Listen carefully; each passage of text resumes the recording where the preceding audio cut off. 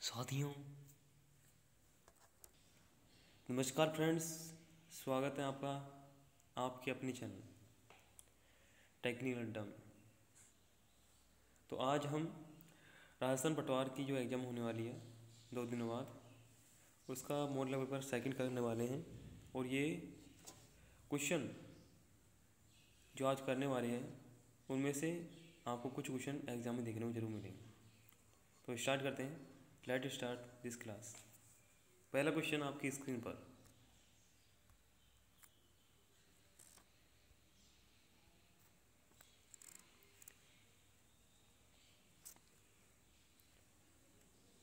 पहला क्वेश्चन है कि संविधान का उद्देश्य प्रस्ताव किसने दिया था? बताओ, किसने दिया था संविधान का उद्देश्य प्रस्ताव? तो इसका आंसर है ऑप्शन सी। ऑप्शन हो जाएगा सी। इस पर लगा ली टिक। ये ऑप्शन सी आंसर का हो जाएगा। नेक्स्ट क्वेश्चन आपकी स्क्रीन पर। प्रधानमंत्री के रूप में सबसे लंबा कार्यकाल किसका रहा? पहला ऑप्शन है पंडित जवाहरलाल नेहरू। दूसरा ऑप्शन है Shrimati Indira Gandhi. Option C doctor Manmohan Singh. Option D Shri Atal Bihari Vajpayee. तो आपका आंसर होगा इसमें option number 1। Option number 1, Pandit Jawaharlal Nehru का कार्यकाल सबसे अधिक रहा था प्रधानमंत्री के रूप में। अगला क्वेश्चन तरफ हम बढ़ते हैं। अगला क्वेश्चन है भारतीय संविधान के अनुच्छेदों में नियंत्रक और महालेखा परीक्षक की नियुक्ति और योग्यता तथा कर्तव्यों का उल्लेख कौन से अनुच्छेद तक है? पहला अनुच्छेद 150 से 155। ऑप्शन बी अनुच्छेद 148 से 151। ऑप्शन सी अनुच्छेद 149 से 152। ऑप्शन डी अनुच्छेद 150 से 155। तो कौन सा आंसर होगा? तो इसका आंसर होगा ऑप्शन बी। ऑप्शन बी होगा इसका राइट आंसर। कौन सा होगा? ऑप्शन बी कि नियंत्रक और महालेखा परीक्षक की नियुक्ति और योग्यता और कर्तव्य का उल्लेख अनुच्छेद 148 से 151 तक है। ओके, नेक्स्ट क्वेश्चन तरफ बढ़ते हैं। अगला क्वेश्चन, स्पाइस पार्क कहाँ विकसित किया जाएगा? कहाँ विकसित किया जाएगा? Option A Ramganj Mandi. Option B Rajsamand. Option C Hanumangarh. Option D Kushalgarh. तो आंसर क्या होगा? इसका आंसर होगा option A Ramganj Mandi. Okay, Ramganj Mandi. दोस्तों कमेंट करके बताएं कि कितने स्पाइस पार्क हैं भारत में। अगले क्वेश्चन तरफ बढ़ते हैं।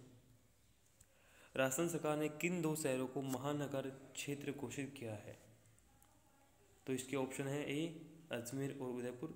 ऑप्शन बी अजमेर तथा जयपुर। ऑप्शन सी जयपुर तथा जोधपुर। या डी इनमें से कोई नहीं। तो इसका आंसर होगा ऑप्शन नंबर सी। जयपुर और जोधपुर 2 ऐसे जिले हैं, राजस्थान के शहर हैं, जिन्हें महानगर घोषित किया है। क्या किया है? महानगर घोषित किया है। तो ऑप्शन सी के साथ चलेंगे इसमें साथ। अगला क्वेश्चन आपकी स्क्रीन पर। किन में से कौन सा जिला बीकानेर संभाग में नहीं है? तो ऑप्शन है A Sriganganagar. Option B Churu. Option C Bikaner और ऑप्शन डी नागौर। तो कौन सा ऑप्शन लगाना चाहेंगे आप? तो ऑप्शन होगा इसमें डी। ऑप्शन डी है नागौर। तो इसमें आंसर हो जाएगा नागौर। नागौर ऐसा जिला है जो बीकानेर संभाग में नहीं आता है। तो कमेंट करके जरूर बताएं कि बीकानेर संभाग में कितने जिले आते हैं और नागौर कौन से संभाग में आता है। तो नेक्स्ट क्वेश्चन पे बढ़ते हैं। अगला क्वेश्चन है 7वां क्वेश्चन आपकी स्क्रीन पर। पटवारियों की नियुक्ति किसके द्वारा की जाती है? और ये क्वेश्चन तो बहुत इंपॉर्टेंट बन जाता है, क्योंकि आप पटवारी की तैयारी कर रहे हो तो आपको पता होना चाहिए। तो इसका आंसर हो जाएगा, पहला ऑप्शन है राजस्व मंडल। दूसरा है आरपीएससी। तीसरा है जिला परिषद। या डी इनमें से कोई नहीं। तो मैं जानना चाहूँगा आपका आंसर। तो इसमें मैं ऑप्शन ए के साथ जानना चाहूँगा, क्योंकि राजस्व मंडल है जो पटवारियों की नियुक्ति तो करता है। पूछ सकता है, पूछेगा ये कि पटवारियों की नियुक्ति कौन करता है? राजस्व मंडल करता है। ओके, अगले क्वेश्चन तरफ बढ़ते हैं। अगला क्वेश्चन है आपकी स्क्रीन पर कि राजस्थान में बिजली के मीटर बनाने की फैक्ट्री कहाँ पर है? तो ये ऑप्शन बिल्कुल एक के साथ सही होगा। ये ऑप्शन ए कौन सा होगा? ऑप्शन ए कि Jaipur metal and electric Jaipur, ये क्या है? फैक्ट्री है जो बिजली के मीटर बनाने के लिए प्रसिद्ध फैक्ट्री है जयपुर में। ओके, अगले क्वेश्चन पर बढ़ते हैं। अगला क्वेश्चन आपकी स्क्रीन पर कि राजस्थान में मावठ संबंधित है। तो ये तो बिल्कुल लट्टू क्वेश्चन है और इसके ऑप्शन ए हैं उत्तर पूर्वी मानसून से, ऑप्शन बी बंगाल की खाड़ी से, ऑप्शन सी दक्षिणी पश्चिमी मानसून से और ऑप्शन डी पश्चिमी विक्षोभ से। तो आप कौन से ऑप्शन के साथ जानना चाहेंगे? तो ऑप्शन डी सब बता रहे हैं, तो इसका ऑप्शन होगा डी। बहुत ही सरल क्वेश्चन है, लेकिन पूछने पर एग्जाम में आ जाए तो वो भी कठिन हो जाएगा, तो इसको याद कर लेना एक बार। पश्चिमी विक्षोभ से ना, राजस्थान में मावठ किससे संबंधित है? पश्चिमी विक्षोभ से। और मावठ क्या होती है? मावठ वो होती है शीत ऋतु में होने वाली वर्षा, कोई मावठ कहते हैं। ठीक है, अगले क्वेश्चन की तरफ। अगला क्वेश्चन आपकी स्क्रीन पर कि जून माह में सूर्य किस जिले में लंबवत चमकता है? लंबवत बोल दो इंग्लिश में, परपेंडिकुलर, लंबवत चमकता है। तो ऑप्शन ए है बीकानेर, ऑप्शन बी है बांसवाड़ा, ऑप्शन सी है चित्तौड़गढ़, ऑप्शन डी है उदयपुर। तो कौन से ऑप्शन के साथ जानना चाहेंगे आप? कौन से ऑप्शन के साथ जानना चाहेंगे? तो आपको पता है कि सूर्य राजस्थान के दो जिले डूंगरपुर और बांसवाड़ा, दो जिलों में क्या चमकता है? 21 जून को सीधा चमकता है, लंबवत चमकता है। तो इसमें ऑप्शन बी होगा। कौन सा? डूंगरपुर कर देते, लेकिन अगर बांसवाड़ा है तो बांसवाड़ा के साथ जान चाहेंगे। बांसवाड़ा इसका राइट आंसर होगा। अगला क्वेश्चन आपकी स्क्रीन पर कि निम्न में से कौन सा असत्य कथन है? ट्रू फॉल्स वाला आ गया। तो ये क्वेश्चन आपको ज़्यादा परेशान कर सकते हैं, तो इनको ज़्यादा देखना।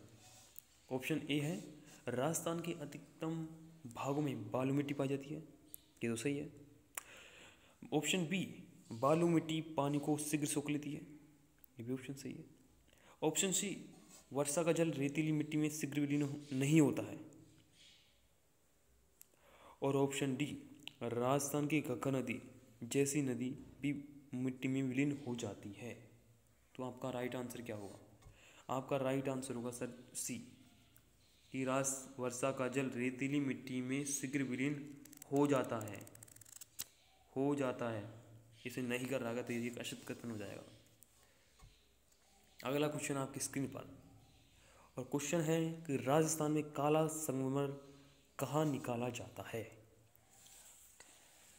तो option A Bhainslana, option B Makrana और ऑप्शन सी कोटा और ऑप्शन डी उक्त में से कोई नहीं।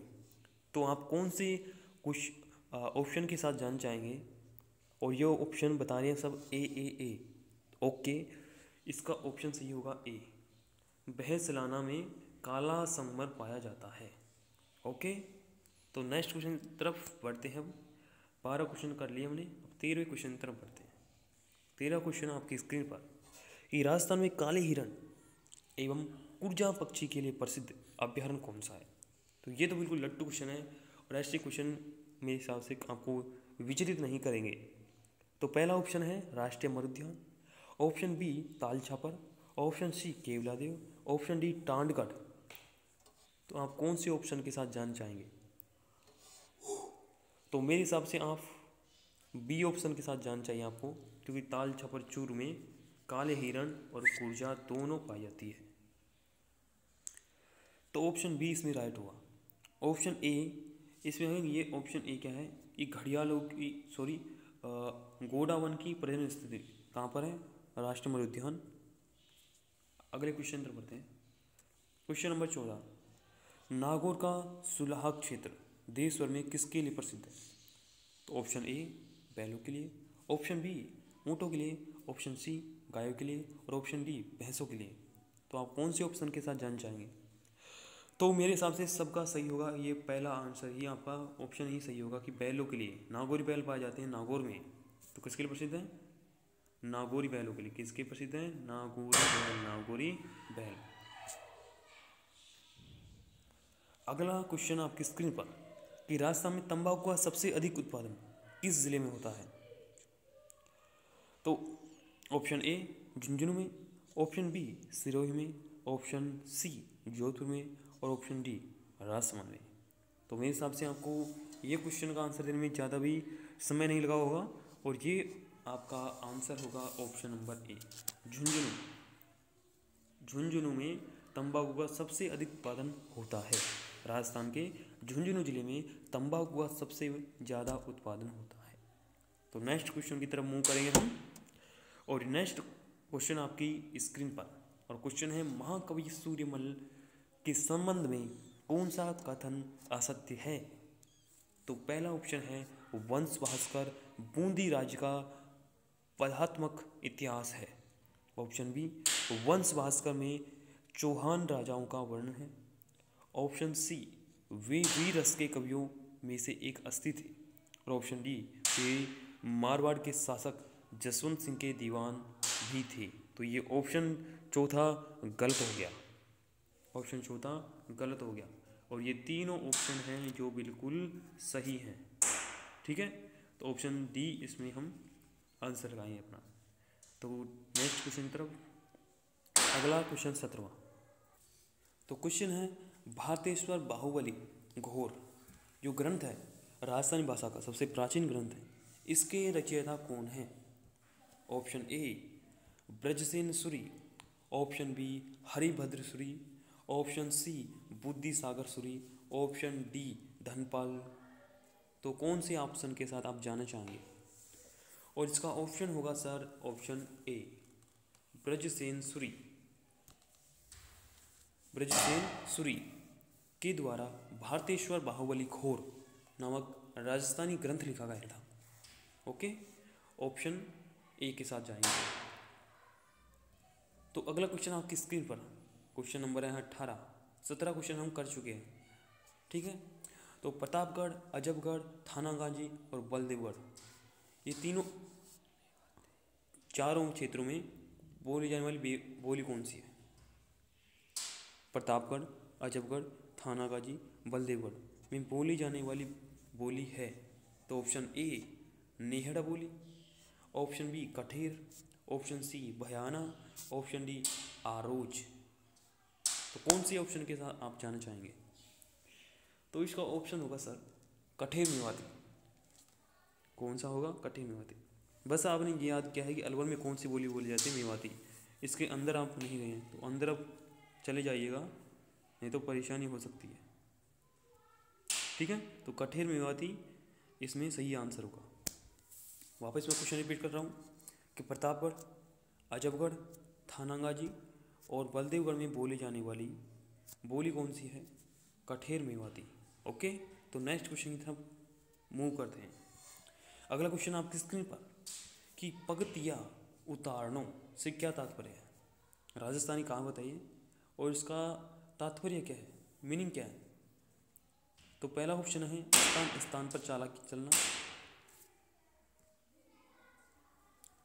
और ऑप्शन बी आश्वासन देते रहना, ऑप्शन सी बहुत परिश्रम करना और ऑप्शन डी बहु विचार करना। तो उसका ऑप्शन होगा सर बी आश्वासन देते रहना। ऑप्शन होगा ऑप्शन बी आश्वासन देते रहना। कौन सा? आश्वासन देते रहना। ठीक है, अब चलते हैं हमारा लास्ट क्वेश्चन आज का। और हमने 19 क्वेश्चन कर लिए वो टोटल। अब 20वां क्वेश्चन देखते हैं। 20वां क्वेश्चन आपकी स्क्रीन पर। इसका आंसर तो सबको देना है कि संगीत रत्नाकर के रचनाकार कौन है? Option A Sarangdhar, option B Ahobal, option C Samamatya और ऑप्शन डी भरतमुनि। तो मैं आपके आंसर की प्रतीक्षा करूंगा और सब आंसर दे रहे हैं, कमेंट में अपना आंसर डालिए। तो ऑप्शन में ए इसका राइट आंसर होगा सारंगधर। आज के लिए इतना ही। कल हम 20 क्वेश्चन और लेके आएंगे। यदि आपको कुछ फ़ायदा हुआ हो तो कृपया इस वीडियो को लाइक कीजिए, शेयर कीजिए और अपने दोस्तों के साथ इसको ज़्यादा से ज़्यादा शेयर कीजिए, जिससे उनको भी इस वीडियो का फ़ायदा मिले। Thank you. और चैनल पर नहीं हो तो चैनल को सब्सक्राइब कर लीजिए। Thank you.